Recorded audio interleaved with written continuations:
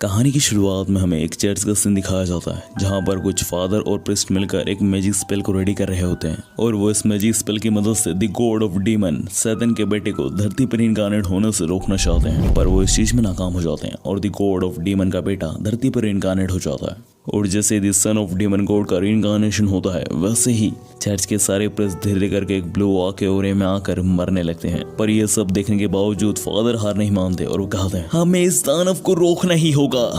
पर आखिर में खुद फादर ही इस आग की चपेटे में आकर तड़प तड़प के मरते हुए कहते हैं तो ये है power the son of demon God की।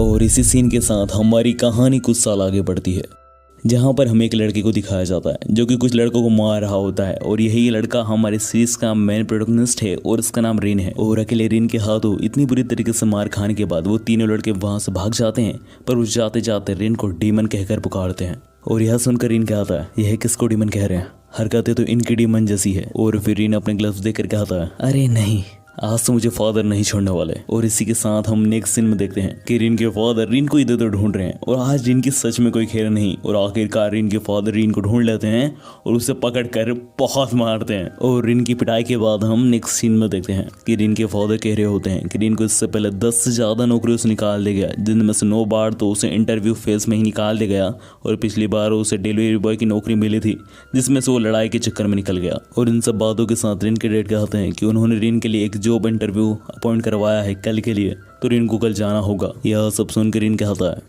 कि इन सब का कोई फायदा नहीं है, रिन की किस्मत उसे कोई जॉब पे टिकी नहीं रहने देगी। यह सुनकर रिन के डैड कहते हैं तो अच्छा ठीक है, तुम हमारे ही चर्च में नेक्स्ट प्रीस्ट बन जाओ, मेरी जगह अगले फादर बन जाओ। और यह सुनकर रिन कहता है यही एकमात्र जॉब है जिस पर रिन को कोई निकालेगा तो नहीं, पर रिन ये खुद ये जॉब नहीं करना चाहता। और रिन के डैड के इन्हीं आर्ग्यूमेंट के बीच में वहाँ रिन का छोटा भाई आ जाता है और हमें वहाँ बताया जाता है कि रिन का छोटा भाई रिन का पूरा अपोजिट है।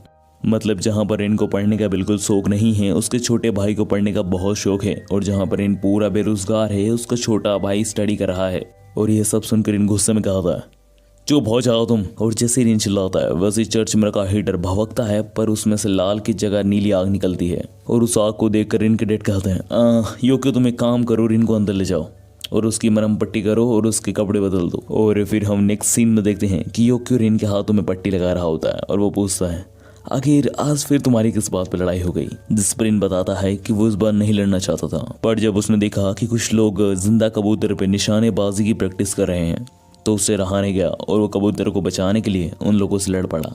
और इन्हीं सब बातों के बीच में योक्यो रिन के हाथों में बैंडेजेस लगा देता है और जिसे महसूस करके रिन को काफी अच्छा लग रहा होता है। और वो कहता है तुम्हारा शुक्रिया योक्यो, मेरी हमेशा बैंडेजेस लगाने के लिए। और यह सुन के योक्यो उदास मन से कहता है पर मैं 7 दिन नहीं लगा पाऊंगा, कुछ दिन में मैं अपनी आगे की पढ़ाई के लिए हाई स्कूल जा रहा हूँ इस जगह को छोड़ के। और यह सुनकर रिन भी कहता है कि हाँ वो भी कल अपने पापा की बात सुन के जॉब इंटरव्यू पे जाएगा। और ये सारी बातें सुनने के बाद चर्च का एक वर्कर रिन को अपना ऑफिस सूट देकर कहता है ये पहन कर जाना, तुम्हारा इंप्रेशन अच्छा रहेगा। और इसके बाद हमें दूसरे दिन का सीन दिखाया जाता है जहाँ पर रिन टाई पहनने में बहुत ज्यादा मशक्कत कर रहा होता है और फिर वो बिना टाई पहने ही इंटरव्यू पे जाने लगता है। और ऐसे रिन को बिना टाई के जाते हुए रिन के फादर भी देख लेते हैं और वो रिन के पास आकर रिन की टाई बांधने लगते हैं। और जिसे देखकर रिन कहता है अब मैं बड़ा हो चुका हूँ फादर। जिसे सुन के फादर कहते हैं कौन बड़ा हो गया, मुझे तो यहाँ कोई नहीं दिखाई दे रहा, इधर है क्या, इधर है क्या। और इसके बाद हमारा सीन चेंज होता है और हम देखते हैं कि रिन अपने ऑफिस में पहुंच चुका है जहाँ पर रिन की बॉस उससे कह रही होती है कि तुम्हारे ग्रेड्स अच्छे नहीं है, ऐसा क्यों। जिस पर रिन कहता है कि उसे स्टडी में कोई खास दिलचस्पी नहीं थी। और इसी के साथ नेक्स्ट सीन में रिन की बॉस उसे काम बताती है और कहती है ये सारे बॉक्स को आज ही आज ही बाहर ट्रांसफर करो। और यह सुनकर रिन अपने काम पे लग जाता है जहाँ पर रिन अपनी फिजिकल स्ट्रेंथ की वजह से एक ही बार में बहुत सारे बॉक्स उठा लेता है, जिसे देखकर वहाँ के सारे लोगों की आंखें फटी की फटी रह जाती हैं। और इन सब के बाद रिन को इतनी तेजी से काम करता हुआ देखकर रिन की बॉस उसे चेक करने आती है तो वो ध्यान देती है कि रिन ने जस्ट कुछ ही समय में बहुत सारा काम कर दिया है। और आखिर में बस रिन को एक ही बॉक्स रखना होता है कि तभी रिन का पैर फिसल जाता है और गलती से बॉक्स लेडी बॉस के ऊपर गिर जाता है। और इसके बाद भी रिन से काफी सारी गलतियां होती हैं जिसकी वजह से रिन की बॉस उसे बहुत डांटती हैं। और फिर रिन इतनी सारी गलतियां करने के बाद एक जगह हताश बैठा हुआ होता है और वो सोच रहा होता है कि ये जॉब तो उसके हाथ से गई। पर तभी वहाँ पर एक लेडी आती है और वो रिन को नूडल देते हुए कहती हैं हताश मत हो बेटा, ये नूडल खा लो। और फिर रिन उठता है और नूडल टेस्ट करके मन में कहता है अरे नहीं, ये नूडल तो काफ़ी अजीब है। अगर उन्होंने ऐसे नूडल बेचे तो कौन खरीदेगा इनको। और फिर रीन उन लेडी से पूछता है क्या वो उनकी नूडल बेचने में मदद कर सकता है। और फिर हम नेक्स्ट सीन में देखते हैं कि रीन नूडल बना के बेच रहा होता है और रीन के नूडल बहुत ज़्यादा पसंद आ रहे होते हैं लोगों को। और वहाँ पे बहुत सारी भीड़ लगी होती है रीन की नूडल खाने के लिए। और इतनी सारी भीड़ देख के बॉस भी रीन की नूडल टेस्ट करती हैं और उन्हें भी रीन का नूडल काफ़ी पसंद आता है। और बॉस जाते जाते रीन को एक मीटिंग के बारे में बताती है, जिसे सुन के वहाँ पे खड़ी एक लेडी कहती है, रीन कॉन्ग्रेचुलेशन, तुम्हारी जॉब लग गई। और यह सुन के रीन के मुंह पे एक अलग सी खुशी झलक जाती है। और इसके बाद हमें नेक्स्ट सीन में इवनिंग का सीन दिखाया जाता है, जहां पर यू अपने घर पे फोन लगाकर बता देता है कि उसकी जॉब लग चुकी है। और यह सुन के चर्च वाले सारे लोग बहुत खुश होते हैं। और यह सुन के रीन के डैड कहते हैं, इसी खुशी में सुखियोमी, तो तुम जल्दी घर जाना। और यह सुन के रीन भी काफी एक्साइटेड होता है और रीन इसी एक्साइटमेंट के साथ फोन बूथ से बाहर निकलता है। और तभी वो देखता है कि एक लड़की एक मफलर के पीछे भाग रही होती है। फिर रीन उसके पास जाकर उस मफलर को पकड़ता है और उसे देने लगता है।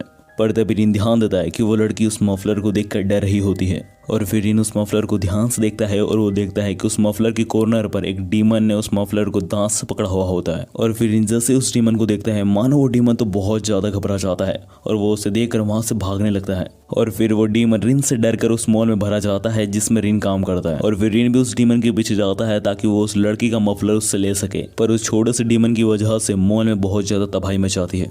एंड इवन उस डीमन की वजह से उस छोटी सी बच्ची पर एक कबड़ आकर गिरने वाला होता है। पर रीन सही समय पर आकर उस बच्ची को बचा लेता है। पर यह सारी तबाही का अंजाम रीन के ऊपर लग जाता है, क्योंकि रीन और उस लड़की के अलावा कोई भी इंसान इन डीमंस को अपनी आंखों से नहीं देख सकते। अब ऐसा क्यों है ये तो हमें कहानी में आगे पता चलेगा। और इसी के साथ हमारा सीन शिफ्ट होता है और हम देखते हैं रीन के घर को, जहाँ पर इनके फादर पूछ रहे होते हैं, इतनी रात हो गई, आखिर रीन अभी तक आया क्यों नहीं। जिस पर इनका छोटा भाई कहता है, ओके मैं बाहर ढूंढने जाता हूँ उसको। और इसके बाद हम देखते हैं कि आखिरकार योक्यो कुछ समय बाद रीन को ढूंढ लेता है और रीन गार्डन में एक झूले पे बैठा हुआ होता है, जहाँ पर योक्यो रीन के पास जाकर पूछता है कि आखिर वो घर क्यों नहीं आया। जिस पर रीन उदास मन से कहता है, कैसे आता, मुझे फिर से जॉब से निकाल दिया। यह सुन के योक्यो कहता है कि चलो कोई नहीं, तुमने अपना बेस्ट दिया, पापा इंतजार कर रहे हैं, चलो घर।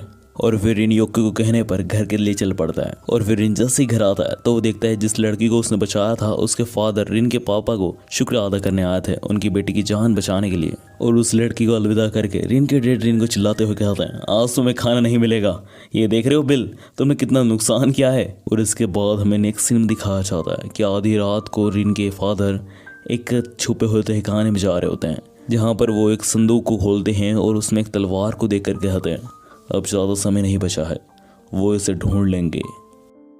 और इसी के साथ हमारा सीन चेंज होता है और हमें नेक्स्ट डे मॉर्निंग का सीन दिखाया जाता है, जहाँ पर इन सुबह सुबह उठता है और वो देखता है कि यूकी ने उसके लिए एक नोट लिखा होता है। और उस नोट में लिखा हुआ होता है कि ब्रदर, पहली बात तो मुझे माफ़ करना कि मैं तुम्हें आमने सामने बाय नहीं बोल पा रहा हूँ, और दूसरी बात कि अपना और पापा का ख्याल रखना।